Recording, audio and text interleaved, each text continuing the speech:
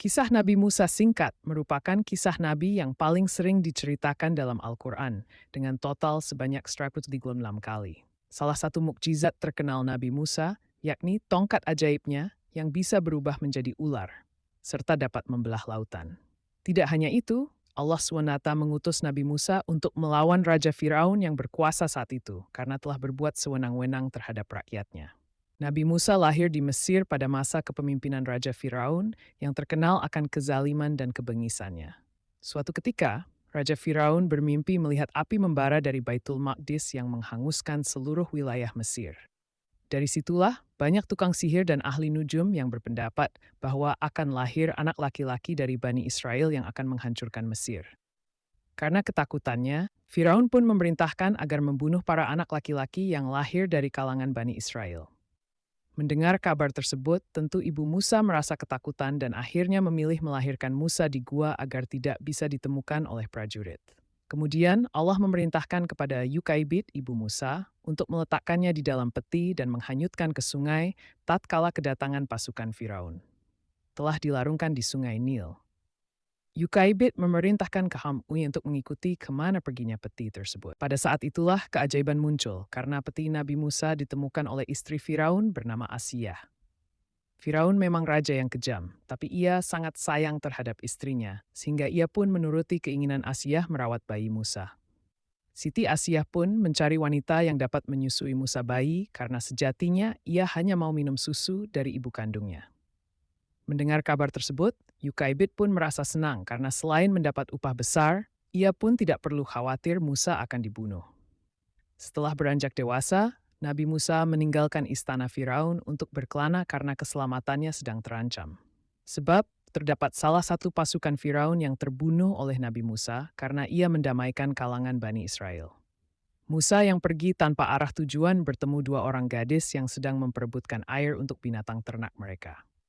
Nabi Musa pun berusaha membantunya, dan ketika hendak pulang, mereka mengundang Musa. Singkatnya, ia pun bertemu dengan Nabi Syuaib dan ia menceritakan segala permasalahannya ketika di Mesir.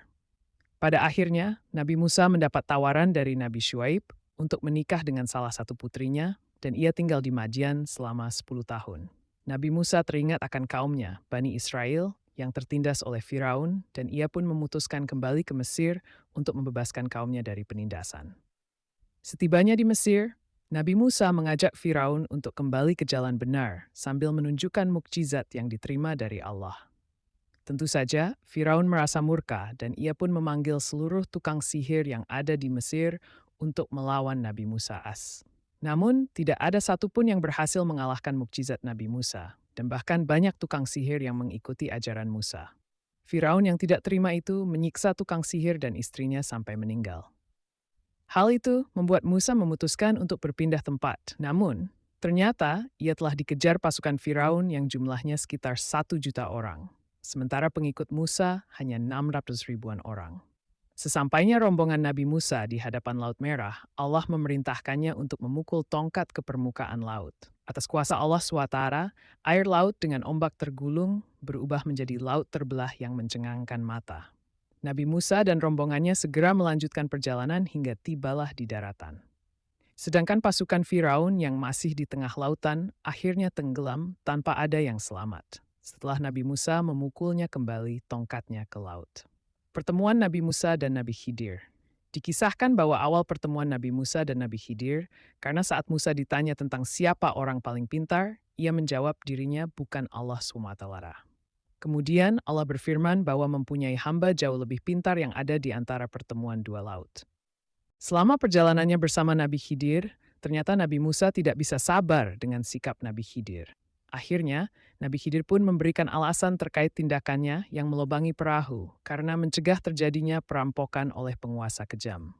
Adapun Nabi Khidir yang membunuh anak kecil karena takut ketika dewasa akan menjerumuskan orang tuanya ke jalan menyimpang.